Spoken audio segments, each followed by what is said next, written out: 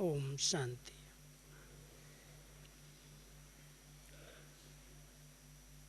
हम सभी बाबा के अव्यक्त दिवस पर इस अव्यक्त मास में वरदानों से झोली भरने के लिए मधुबन पहुँचे हैं। ये दिवस भी एक ब्राह्मण परिवार में विशेष महत्व रखता है। बाप दादा इस दिन के महत्व को कई बार स्पष्ट कर चुके हैं। जिस दिन ब्रह्मा बाबा संपन्न बने, अपनी कर्मातीत स्थिति प्राप्त की, इस साकार चोले को छोड़कर अव्यक्त वतनवासी बने और तब से लेकर अभी तक उस अव्यक्त वतन से हम सभी बच्चों की पालना कर रहे हैं। बाबा की सकाश से, वरदानों से और विशेष करके दुआओं से हम सब की पालना बाबा के द्वारा हो रही है। और इतनी वंडरफुल पालना अव्यक्त रूप में बाबा ने 36 वर्षों से की है, जिसका कितना बड़ा ग्रंथ बन सकता है। हम सभी बाबा की अव्यक्त वाणियाँ सुनते हैं, अव्यक्त महावाक्यों को बहुत प्यार से धारण करते हैं, अपनाते हैं। कितना स्पष्टीकरण है एक एक विषय का। अगर बाबा की मुरलियों पर कोई विशेष रिसर्च करे तो एक बहुत सुंदर उसे डिग्री प्राप्त हो सकती है। एक एक विषय को बाबा ने कितना स्पष्ट किया है, बाबा की मुरलियों से पता चलता है कितनी उसके अंदर गहराइयाँ हैं। तो ये यादगार दिवस जिसमें आप हम सभी कल विशेष बाबा से वरदानों और दुआओं का अनुभव करेंगे, अमृत वेले से ही लेकर हर एक बाबा के प्यार में समाया रहेगा। क्योंकि साकार में बाबा की जिन्होंने पालना ली है, उनके अनुभव तो आप सब भी सुन रहे हैं। आज भी कुछ भाइयों ने, बहनों ने अपने अनुभव सुनाए। लेकिन बाबा के महावाक्यों में ब्रह्मा बाबा के अनुभव साकार में कैसे बच्चों के साथ रहे, कैसे पालना की, बाबा के अनुभव बाबा के ही मुख से हम सभी बाबा की मुरलियों में सुनते रहते हैं। आज का जो विषय है वो हम सभी ब्राह्मणों के लिए बहुत बहुत महत्वपूर्ण है। जैसे अभी दादी गुलजार कह रही थी कि एक बाबा शब्द में सारी पढ़ाई आ जाती है। सिर्फ बाबा शब्द ही पढ़ना है, कोई मेहनत नहीं है, बहुत सहज पुरुषार्थ है। सिर्फ बाबा प्यार से, दिल से कहो। ऐसे ही पूरे पुरुषार्थ का, योग का, ज्ञान का, सभी धारणाओं का एक बहुत सरल और सहज आधार है दुआएं। यदि ब्राह्मण जीवन में किसी आत्मा को ब्राह्मण परिवार की, निमित्त आत्माओं की और बाप दादा की दुआएं प्राप्त हो रही हैं, वो आत्मा दिन दूना रात चौगुना आगे बढ़ती, सदा प्रगति का अनुभव करती है। यही हमारे जीवन का एक छोटा सा अनुभव है। क्योंकि बाबा ने बचपन में ही ज्ञान दिया, बहुत छोटी उम्र थी, केवल 4 साल का ही था, याद भी नहीं है। उसी समय मातेश्वरी जी खुद एक छोटे से गांव में यूपी के बैलगाड़ी पर गई थी सन 60 में। और वो घड़ी जब मम्मा ने अपने हाथों से घर में गीता पाठशाला प्रारंभ की थी, उसी परिवार में पालना हुई। लेकिन बचपन था, इतना ज्ञान नहीं, पता नहीं था। और साकार बाबा से सभी परिवार वाले मिलने आते थे और मैं अपनी लौकिक पढ़ाई में व्यस्त था। कभी एक बार भी संकल्प नहीं आया कि साकार में बाबा भगवान आए हैं और हम जाएं। लेकिन अव्यक्त हुए बाबा और अचानक मुझे आने का चांस मिला 71 में। छोटा ही था, 15-16 साल की उम्र में पहली बार जब बाबा के घर में आया, और आते ही अपनेपन की जो अनुभूति हुई कि ये तो मेरा अपना घर है और मुझे तो यहीं सेवा करनी, यहीं रहना है। सभी का प्यार से स्वीकृति मिले, पिताजी की, माता की और हमारी बड़ी दादियाँ छुट्टी दें। लेकिन उस समय इतनी छोटी उम्र में किसी को सरेंडर होने का, समर्पित होने का चांस नहीं मिलता था। तो मुझे भी कहा गया अभी बहुत छोटा है, तुम पढ़ो, अभी पढ़ने में क्या दिल लगेगी। जब बाबा के पास आए और बाबा मिल गया और पहचान हो गई और ऐसा लगा कि ये तो अपना परिवार है, अपना घर है, यहीं रहना है। तो मैं गया तो 1 साल के लिए वापस, लेकिन 72 में जब फिर से मैं वापस आया, उसके बाद मैंने कहा अब नहीं जाएंगे।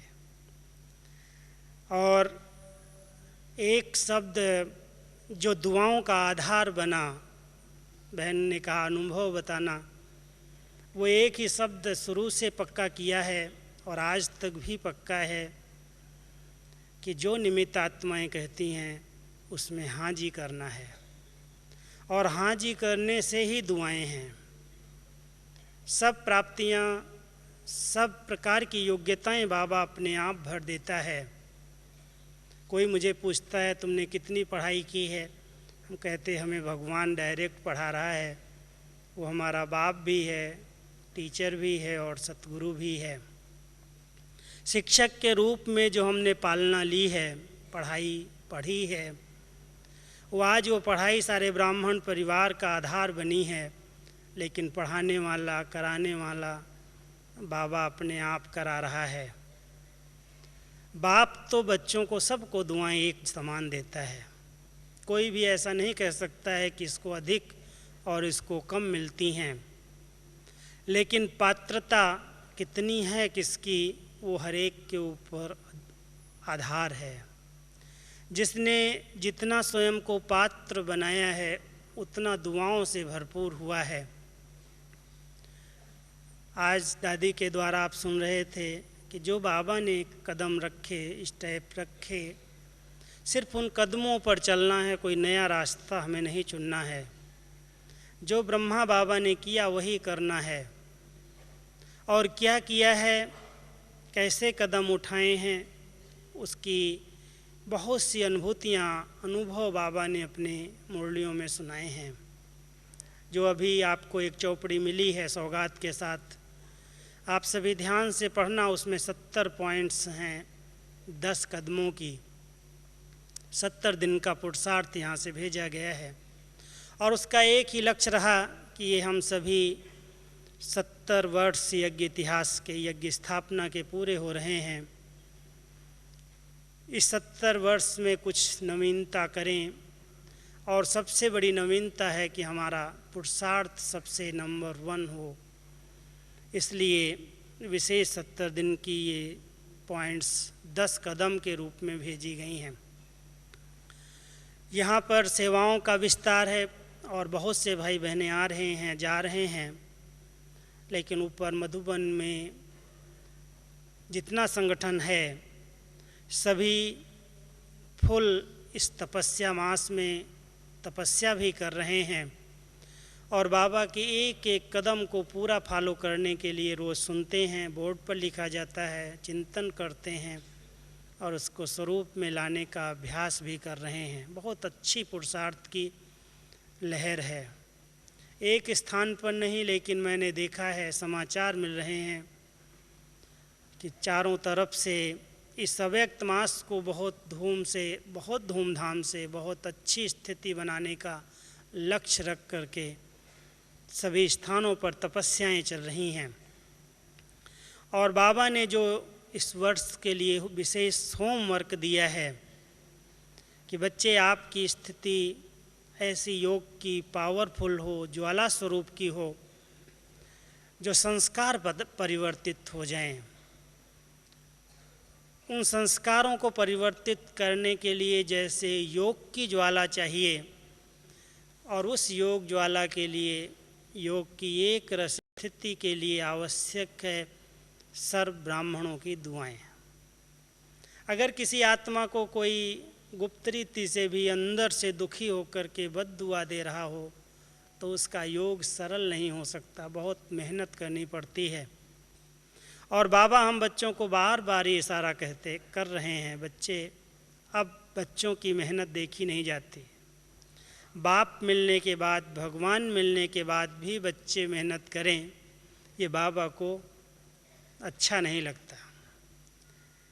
तो बाबा अभी हम बच्चों की मेहनत नहीं देखना चाहते हैं, बहुत सरल सहज पुरुषार्थी बन जाएं और एक एक बच्चा उड़ती कला का अनुभव करे, सदा इस देह और देह की दुनिया से उपराम रहे, डबल लाइट स्थिति में रहे, बेगमपुर का बादशाह बन कर के रहे और संगम युग की मौजों का अनुभव करे। भगवान मिलने के बाद भी अगर कोई मूंझ रहा हो, उलझा हुआ हो, तनावग्रस्त हो, तो भगवान के मिलने की, इतने ऊंचे ज्ञान मिलने की प्रारब्ध क्या हुई? क्या हम भविष्य प्रारब्ध की आस लेकर के पुरुषार्थ कर रहे हैं, या वर्तमान में संगम युग की जो प्रारब्ध है उसका अनुभव कर रहे हैं? वो हर एक अपने आप से पूछे कि संगम युग की प्रारब्ध है सदा मौजों का अनुभव, खुशी का अनुभव, आनंद का अनुभव और डबल लाइट स्थिति का अनुभव। वो मुझ आत्मा को हो रहा है या अभी तक भी कई उलझने हैं, कहीं न कहीं मन भटकता रहता है, युद्ध करता रहता है, परेशान रहता है या अपनी ऊंची शान में रहता है? ये हर एक को चेक करना है। और चेक करने के साथ साथ मैं तो ये कहूँगा कि आप सभी बाबा के ऐसे वरदानी दिवस पर पधारे हैं जब बाप और दादा दोनों ही भोलानाथ रूप में बच्चों को अनेक वरदानों से भरपूर कर देते हैं। सिर्फ अपने पात्र को स्वच्छ बना करके रखना। जितना जिसका पात्र स्वच्छ होगा, मन और बुद्धि बिल्कुल स्वच्छ साफ, एक बाबा दूसरा न कोई, अगर इस प्रकार का है तो उसमें दुआओं का खाता, दुआओं का खजाना भरपूर हो जाएगा। क्योंकि दुआएं इस जीवन में अनेक संघर्षों से पार करने वाली हैं।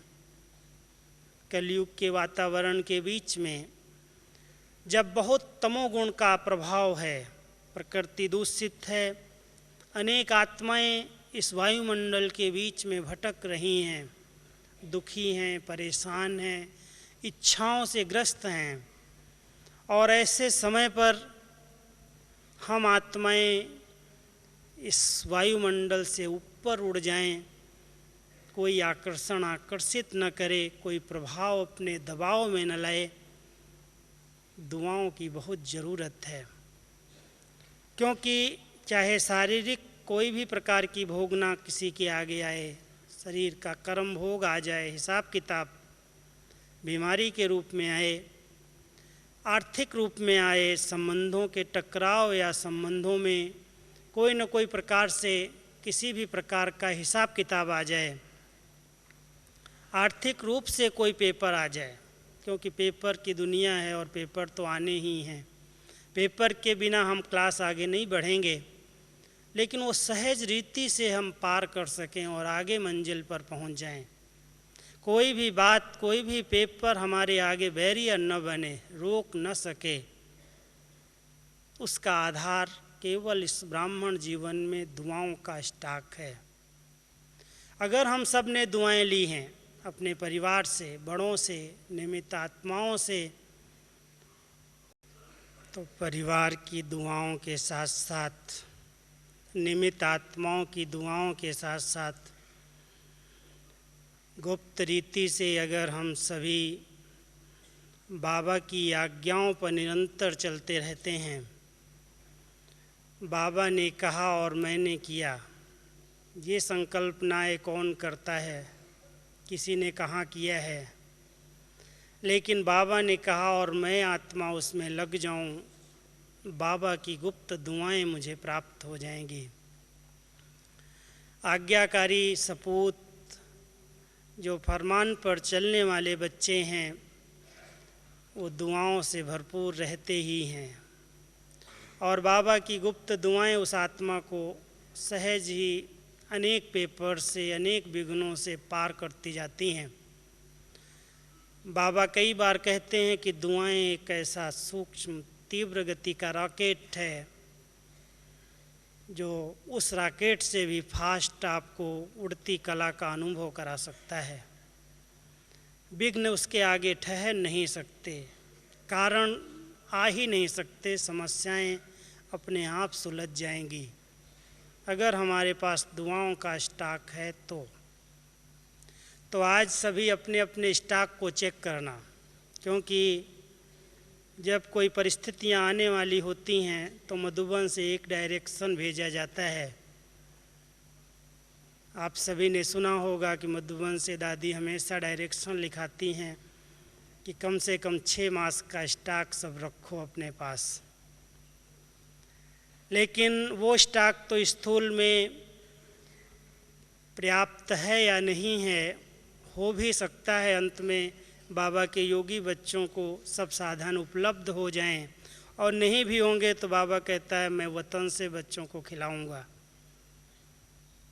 लेकिन दुआओं का स्टॉक जिसके पास नहीं है, उनकी क्या गति होगी? इसलिए इस स्टॉक को हर एक चेक करना, हर परिस्थिति का सामना करने के लिए, हर परिस्थिति पर विजय प्राप्त करने के लिए आवश्यक है हम सब के पास ये स्टॉक भरपूर हो। और किसको प्राप्त होता है? हम बहुत समय से बाबा के द्वारा ये शिक्षाएं सुनते आ रहे हैं, जो निमित्त, निर्माण और निर्मल वाणी वाली आत्माएं हैं, बहुत निर्माण होकर के चलती हैं और निर्माणता के आधार से सबको सुख पहुंचाती हैं। सुख देने वाली आत्मा को सबकी दुआएं प्राप्त होती हैं। हम मास्टर दाता की स्थिति में रह करके अगर हर आत्मा को खुशियां देते हैं, खुशियों का खजाना लुटाते रहते हैं, उसकी दिल को खुश करते हैं, तो उसके दिल से दुआएं निकलती हैं। अगर हम हर आत्मा को सम्मान दे रहे हैं, अपने ऊंचे सम्मान में रह करके, निर्माण बन करके, तो सम्मान देने से, सम्मान में रहने से और सम्मान देने से सामने वाली आत्मा अपने आप थैंक्स देती है, दुआ देती है। भले कोई मुख से कहे या न कहे, लेकिन अगर किसी को हमने समय पर साथ दिया है, समय पर मदद की है, आवश्यकता के समय हमने उसको सहारा दिया है, उसके दिल से बहुत प्यार से दुआएं निकलती हैं।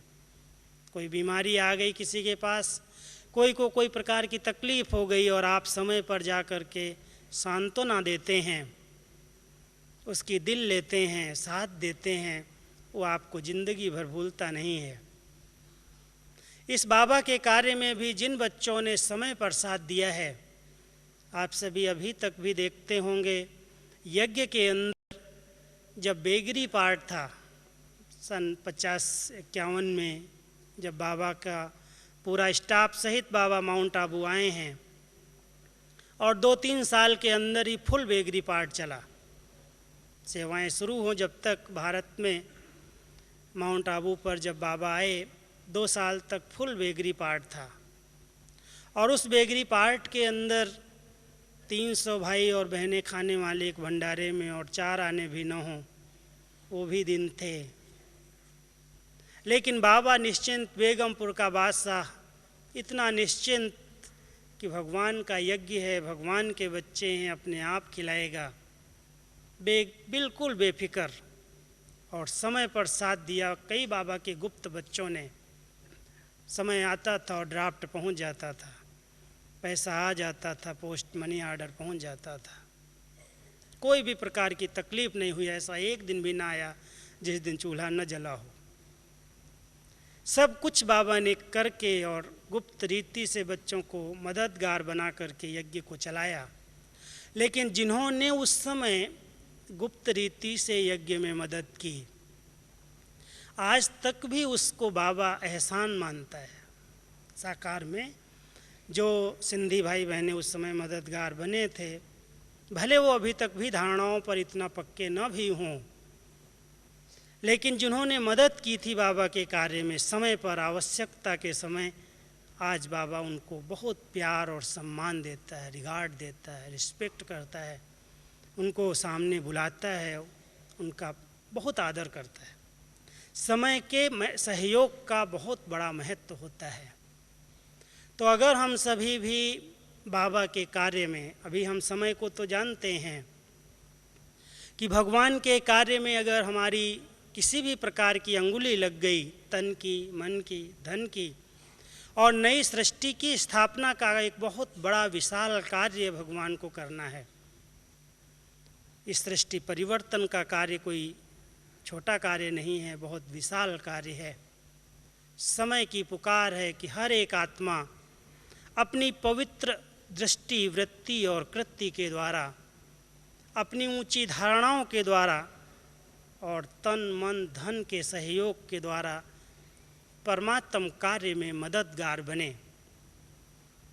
जो जितनी मदद करेगा उतनी गुप्त दुआएं परमात्मा की प्राप्त कर लेगा। मदद के आधार पर दुआएं प्राप्त होती हैं।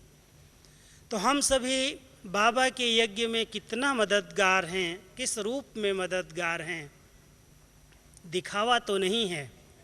इस बार बाबा जब मुरली सुना रहे थे, आप सभी ने शायद पढ़ी होगी, ध्यान दिया होगा, बाबा ने कहा कि मैंने बच्चों का जमा खाता देखा और उस जमा खाते में बाबा ने जो रिजल्ट सुनाई, बहुत वंडर लगा कि 5% भी जमा खाता नहीं है। आप सभी ने ध्यान दिया होगा कि अगर इतनी हम सब सेवाएं कर रहे हैं, बाबा ने कहा बच्चे दिन रात भाग दौड़ करके सेवाएं करते हैं, लेकिन अभी तक कई बच्चों का, सबका नहीं, कई बच्चों का खाता 5% भी नहीं है। ऐसी रिजल्ट क्यों? जब ऐसी रिजल्ट बाबा की सुनाई बाबा ने, उसका कारण बाबा ने बताया कि जो बच्चे करते हैं, अगर वो वर्णन कर देते हैं, सुना देते हैं कि मैं ये करता हूँ, मैंपन आ जाता है, मैंने इतना किया है, मुझे इसका रिटर्न मिलना चाहिए, तो खाता खाली हो जाता है, जमा नहीं होता, सफल नहीं होता। इसलिए गुप्त रीति से जो बच्चे बाबा के कार्य में मददगार हैं, जिनके अंदर जरा भी मैंपन नहीं है, अहम भावना नहीं है, अहंकार के रूप में नहीं, मैंने इतना किया है, मुझे सैल्वेशन मिलनी चाहिए, मेरा नाम होना चाहिए, अगर कोई भी ऐसी भावनाएं हैं तो दुआओं का स्टॉक जमा नहीं होता है। गुप्त दुआएं उन बच्चों को मिलती हैं जो एकदम निर्मित और निर्माण बन कर के रहते और चलते हैं, और जिनकी वाणी में बहुत बहुत निर्मलता है, सुख देने की भावना है। इस बार जब बाबा की मुरली चली, उसी समय मैं एक स्लोगन लिख रहा था। हमने कहा आज सभी डिपार्टमेंट के आगे ये स्लोगन लिख के टांग दो, और वो स्लोगन ये मैंने लिखा था, हमने कहा लिखा कि भले किसी को गुण न दो, लेकिन गुड़ जैसा थोड़ा व्यवहार तो मीठा करो। कोई आपके सामने आता है, अगर आप उसको झुझला करके, गुस्से में आकर के जवाब देते हो, तो उसको दिल को कितनी चोट लगती है, कैसे दुआ देगा वो। अगर आपके पास वो चीज़ नहीं है, और आप अगर है और नहीं भी देना चाहते हो, फिर भी उसको मुस्कुरा कर प्यार से कुछ दिल खुश शब्द बोल करके, अच्छे शब्द बोल करके ठीक रिस्पॉन्ड करते हो, आत्मा संतुष्ट हो जाती है, प्रसन्न हो जाती है। तो कम से कम नेगेटिव तो नहीं सोचती। उसके विचारधाराओं में खुशी तो रहती है कि इस आत्मा ने रिस्पेक्ट मुझे दिया। कई आत्माओं को अगर ठीक रिस्पेक्ट नहीं मिलता है, ठीक ढंग से कोई बात नहीं करता है, तो उनको बहुत अंदर से ठेस पहुंचती है और उनके अंदर से आह निकलती है। इस पुरुषार्थी मार्ग के अंदर, इस ब्राह्मण जीवन में सबसे बड़ा विघ्न है किसी भी आत्मा की दिल की आह।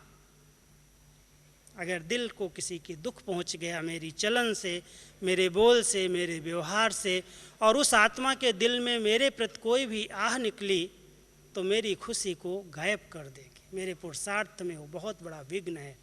इसलिए हम सबको एक बहुत ध्यान रखने की बात है कि हम और कोई भी पुरुषार्थ भल न कर पाएं, लेकिन कम से कम हर आत्मा को खुशी प्रदान करें। दिल खुश शब्द बोल करके, मिठाई खिला करके, दादी हमेशा कहती दिल खुश मिठाई खिलाओ। ऐसे मीठे बोल बोलो जो आत्मा प्रसन्न हो जाए। तो जो प्रसन्न रहता है और प्रसन्न करता है उसको दुआएं मिलती हैं। जो संतुष्ट रहता है और संतुष्ट करता है उसको दुआएं मिलती हैं। जो सम्मान में रहता है और सम्मान देता है उसको दुआएं मिलती हैं। तो स्टॉक जमा करने की विधियां बाबा हम सबको सुनाते हैं। कई सेवाएं करते हैं, और सेवाएं, एक स्लोगन हमारे पास कहीं कहीं लिखा हुआ आपको मिलेगा कि दिल से सेवा करो तो दुआओं का दरवाज़ा खुल जाएगा। ये स्लोगन बहुत जगह पर लिखा हुआ मिलेगा। लेकिन सेवाएं करते हैं और कई दिल से भी करते हैं, बहुत भाग दौड़ भी करते हैं, लेकिन सेवाएं करते अगर एक बैलेंस नहीं है तो मैंने देखा है अथक सेवाएं करने के बाद भी खाता खाली रहता है, खुशी नहीं रहती।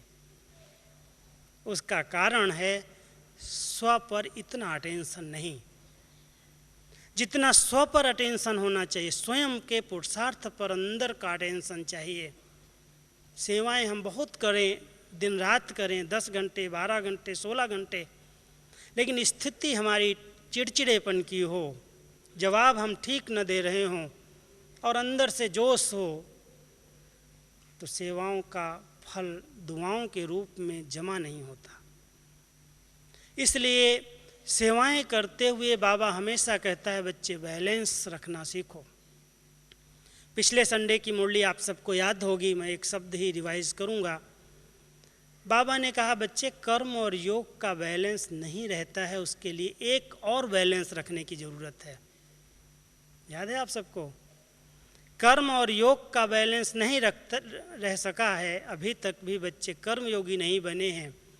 इसलिए आवश्यक है उसके पहले एक बैलेंस चाहिए, और वो बैलेंस ये है जैसे बाबा से सबका दिल का प्यार है, रिस्पेक्ट है, स्नेह है, ऐसे परिवार से भी इतना ही स्नेह हो, शुभ भावनाएं हों, सबके प्रति शुभ चिंतक वृत्ति हो, हर आत्मा का भला हो, हर आत्मा का कल्याण हो। कोई आत्मा आगे बढ़ रही है उसको हम गिरा दें, खींच लें, उसकी ग्लानि कर दें, उसके प्रति ईर्ष्या रखें, वो आत्मा भले हमारे सामने ना आए लेकिन अंदर से वाइब्रेशन उसको पहुंचते हैं, उसकी दुआएं नहीं मिलती। इस संगठन में, इस ब्राह्मण परिवार में हर एक विशेष आत्मा है। बाबा ने इस बार बहुत अंडरलाइन कराई कि अगर अलौकिक परिवार में एक दूसरे को देखते हो तो इस नज़र से देखो, ये कल्प पहले वाली बहुत बहुत विशेष, महान, भाग्यवान आत्मा है जिसको भगवान ने चुना है। भले वो लास्ट दाना ही क्यों न हो, लेकिन भगवान की इस पर नज़र पड़ी है, इसलिए बहुत विशेष आत्मा है। इस नज़र से देख कर के उसको, उसके साथ व्यवहार में आओ। ये एक अगर भावना बन जाती है कि ये सब विशेष आत्माएं, महान आत्माएं हैं, हमारे बुद्धि में उनकी कमी और कमजोरियां नोट नहीं होती, तो हमारे अच्छे वाइब्रेशन, हमारी अच्छी विचारधाराएं, हमारा श्रेष्ठ चिंतन अन्य आत्माओं के दिल को जो सुख पहुंचाता है, उस सुख के आधार से आत्मा को दुआएं प्राप्त होती हैं। इसलिए हम सभी इस स्टॉक को गहराई में जाकर के चेक करें, कितना है हमारे पास स्टॉक। क्या हमारे सामने कोई भी बड़ा पेपर आ जाए, हम दुआओं के द्वारा उसको सहज पार कर सकेंगे? और स्टॉक है तो उसकी क्या निशानियां हैं? 3-4 निशानियां मैं आपको सुना देता हूं, चेक कर लेना। जिनके पास है, आप सबने देखा होगा, लौकिक रीति में भी अगर किसी को अच्छे कर्म के अनुसार सुख देने का अच्छा कर्म किया और अचानक शरीर छोड़ करके चला गया, नया जन्म लिया, तो कई बच्चे जन्म लेते ही बहुत हर्षित और खुशी में डांस करते रहते हैं। छोटा बच्चा भी पालने के अंदर लेटे लेटे खुशी में खगियां मारता है, डांस करता है। क्या मिला उसको? जो जन्म देने वाले हैं, पालना देने वाले, उनको नहीं देख रहा है, लेकिन वो पालना के अंदर रहते हुए भी डांस कर रहा है, अंदर अंदर खुशी में नाचता है। वो पूर्व जन्म के पुण्य की कमाई का रिटर्न जो याद कर रही हैं आत्माएं कि इस आत्मा ने चली गई, बहुत अच्छी थी, बहुत सुख दिया, बहुत अच्छे कर्म करके गया, ये तो यादगार छोड़ करके गया। वो याद करने वाले आत्माओं की याद उस आत्मा को पहुंचती है और दिल ही दिल में वो गदगद होता है, खुशी में नाचता है, खग्गी मारता है। तो सबसे पहली एक निशानी है, अगर मुझ आत्मा के पास स्टॉक है तो आत्मा आंतरिक खुशी से भरपूर रहेगी। हमारी आंतरिक खुशी को कोई भी शक्ति नष्ट नहीं कर सकती है। अंदर से इतनी भरपूरता है कि आत्मा अंदर ही अंदर खुशी में गदगद होती है, अंदर में डांस करती है। जो पाना था सो पा लिया, अप्राप्त कोई वस्तु नहीं लगती। भगवान मिल गया, भक्ति का फल मिल गया, इतना ऊंचा ज्ञान मिल गया, इतनी श्रेष्ठ जीवन बन गई, भगवान ने अपना बना लिया और भगवान के कार्य में हम सब का सहयोग लग गया, हाथ लग गया, काम में आ गए हम सभी। वो आंतरिक खुशी अंदर से अतीन्द्रिय सुख का अनुभव कराती रहेगी। अगर मुझ आत्मा को दुआएं मिल रही हैं तो अभी सभी अपनी खुशी के पारा को, खुशी के थर्मामीटर को देखना कि ये थर्मामीटर कितना हाई रहता है। अंदर ही अंदर आत्मा खुशी के खजाने से सदा भरपूर रहती है। और दूसरी एक निशानी है बहुत बहुत हल्कापन, किसी भी प्रकार की उलझन नहीं, किसी भी प्रकार से मन में डिस्टरबेंस नहीं, बहुत लाइट, क्योंकि जवाबदार बाबा बैठा है, मिल गया, दे दिया सब जवाबदारियाँ, कोई भी प्रकार का बोझ नहीं है। भगवान ने अपना बनाया और सब जवाबदारियाँ ले ली, कहा बच्चे बन जाओ, माया से बच जाओगे। क्यों बड़ा समझते हो अपने आप को, क्यों जवाबदार समझते हो, क्यों दादा दादी नाना नानी बन के बैठे हो? बच्चे बन जाओ। हम सभी भगवान के बच्चे हैं और सब जवाबदार बाबा है, सब प्रकार से जवाबदार बाबा है। इसलिए बाबा को सब जवाबदारियां दे करके जो आत्मा बिल्कुल लाइट रहती है, हल्की रहती है, वो हल्कापन दुआओं की निशानी है। और तीसरी निशानी है कि कोई भी बैरियर, कोई भी प्रकार का बैरियर, चाहे संस्कारों का ही क्यों न हो, कई आत्माओं के आगे अपने संस्कार उसके लिए विघ्न रूप बन जाते हैं।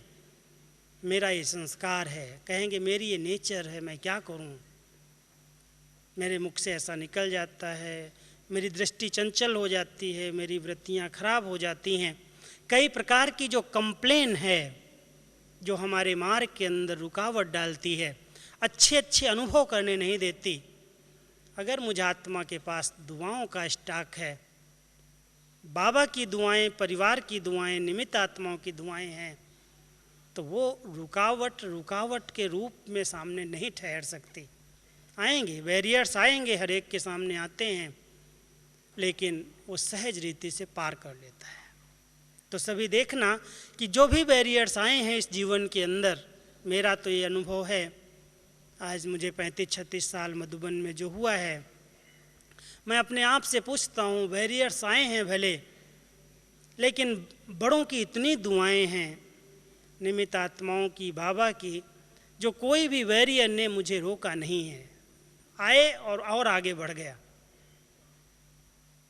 इसलिए हम सभी किसी भी प्रकार से, किसी भी पेपर में, चाहे वो कोई कैसा भी पेपर आ जाए, अगर हमारा संपूर्ण विश्वास है और बाबा की हर आज्ञा को मैं सिर माथे रखता हूँ कि बाबा ने कहा है मुझे करना है, तो अमृत वेले से रात तक के लिए जो आज्ञाएं मिली हैं, जो बाबा की श्रीमत हम सबको प्राप्त हुई है, आँख खुलते ही रात सोने तक मैं उस आज्ञा के प्रमाण चलता चलूं। हम कहते हैं और कोई खास पुरुषार्थ करने की ज़रूरत नहीं है, लेकिन जो बाबा ने दिनचर्या बना करके दी है हमारे कल्याण के लिए है और बहुत अच्छी फिट दिनचर्या है।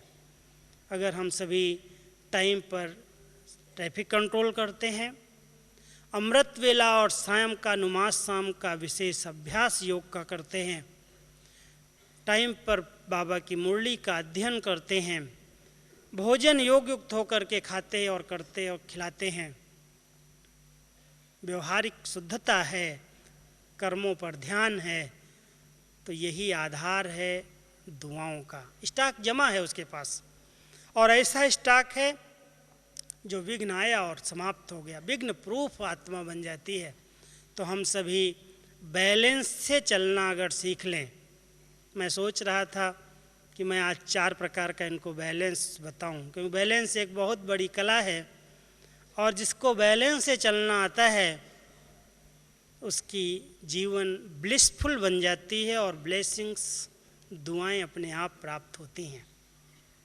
तो जैसे कर्म और योग का बैलेंस है, बहुत ज़रूरी है कि हम योग में रहें तो कर्म न छूटे और कर्म करें तो योग न भूल जाए, दोनों को साथ साथ रख करके चलें। कर्म में बाबा की याद बनी रहे और याद में बैठें तो मनसा द्वारा भी सेवा होती रहे। बैलेंस से हम चलना सीख लें। तो कर्म और योग का बैलेंस है, न्यारे और प्यारे का बैलेंस है, सेवा के साथ स्वस्थिति बनाने का बैलेंस है। सिर्फ स्वस्थिति में लग गए और सेवा छोड़ दी तो भी बैलेंस नहीं है, और सेवा करने लगे स्वस्थिति पर ध्यान नहीं है, मुरली पर ध्यान नहीं, योग पर ध्यान नहीं, अपने व्यवहारिक जीवन पर ध्यान नहीं, स्व को भूला हुआ है, तो सेवा भी खुशी प्रदान नहीं करती है। इसलिए स्व सेवा दोनों का बैलेंस, न्यारा जितना न्यारा उतना प्यारा। बाबा कहता है प्यारे बनने का पुरुषार्थ नहीं करो, आप न्यारे बन करके रहेंगे तो प्यार अपने आप मिलेगा, आप सबके प्यारे बन जाएंगे, बैलेंस आ जाएगा। तो न्यारा जैसे बाबा हम सबका अति प्यारा है, लेकिन अति प्यारा होते भी अति नष्ट मोहा है। 1 सेकंड में बच्चों को छोड़ के वतन में बैठ गया, चला जाता है, उड़ जाता है, अति न्यारा हो जाता है।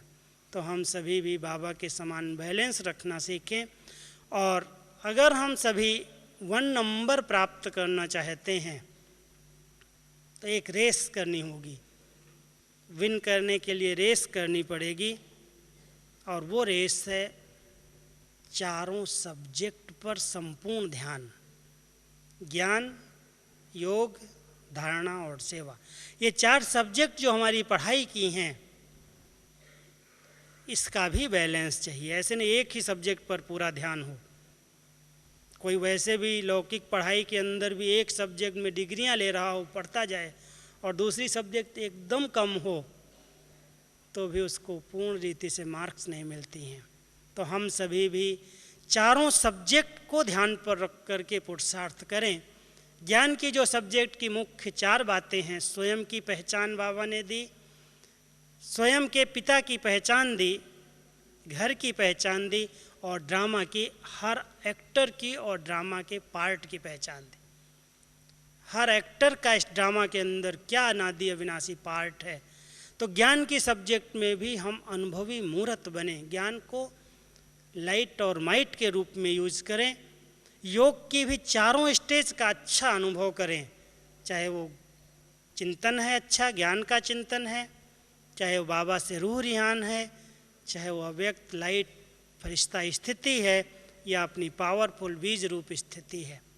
इन 4 स्थितियों में हम सब मास्टर बने योग की। धारणाओं के अंदर भी जो मूल धारणाएं हैं, दृष्टि, वृत्ति और कृति की संपूर्ण पवित्रता, दृष्टि की पवित्रता, वृत्तियों की इतनी शुद्धता और वाणी की इतनी मधुरता, ये मूल हमारी धारणाएं हैं। इन पर हमारा पूरा ध्यान हो। और सेवाओं में भी एक अंदर की वृत्तियां हैं, हर आत्मा को सुख मिले। बाबा की सेवाएं बढ़ाना माना ये नहीं है कि हम अपने केंद्र बढ़ाते जाएं और विघ्न बढ़ते जाएं। बाबा ने पिछली मुरली में यही कहा था कि कई बच्चे बहुत सारे सेवाएं करते, विस्तार करते जाते हैं, लेकिन जितना सेवा का विस्तार करते उतना माया का भी विस्तार हो रहा है, विघ्न भी बढ़ते जा रहे हैं, वो सेवा बाबा के खाते में जमा नहीं होती। इसलिए सेवाएं करें लेकिन निर्विघ्न रहें, सभी माया जीत ब्राह्मण रहें, ऐसी सेवाएं करें। तो हम सभी अगर इन चारों बातों का बैलेंस रख कर के चलेंगे और ब्लिसफुल जीवन जिएंगे तो ब्लेसिंग्स तो सब ब्राह्मणों की मिलेंगी ही। और ब्लेसिंग्स जिनके पास हैं, मैं कहता हूँ उन्हें और कोई मेहनत की आवश्यकता ही नहीं है। अपने आप आँख खुलती है, समय पर बाबा उठाता है, हम योग में बैठते हैं, बाबा के पास जाते हैं, सब शक्तियों से भरपूर हो जाते हैं। तो बाबा हर प्रकार से मदद करता है, चाहे कोई भी सब्जेक्ट हो, हम पीछे नहीं रह सकते अगर हम सबका ध्यान दुआओं पर है तो सभी ब्राह्मण बाबा के बच्चे क्या करेंगे, अपने अपने स्टॉक को चेक करना और देखना कि सब के पास, हर एक ने अपने पास स्टॉक जमा किया है, और ये स्टॉक होगा तो कोई भी बड़ा पेपर आ जाएगा, आप सहज रीति से पार हो जाएंगे, हल्के रहेंगे, खुशी गायब नहीं होगी। तो अपने इस स्टॉक को जमा करना, कल का दिन अगर किसी के पास कमी हो तो बाबा से ले लेना, पात्र बन करके। पात्र तो बताया पहले पहले कैसे बनेंगे, स्वच्छ बुद्धि, स्वच्छ मन, कोई भी संकल्प ना आए नेगेटिव, न व्यर्थ देखना है, न व्यर्थ सोचना है, न व्यर्थ बोलना है, न व्यर्थ करना है।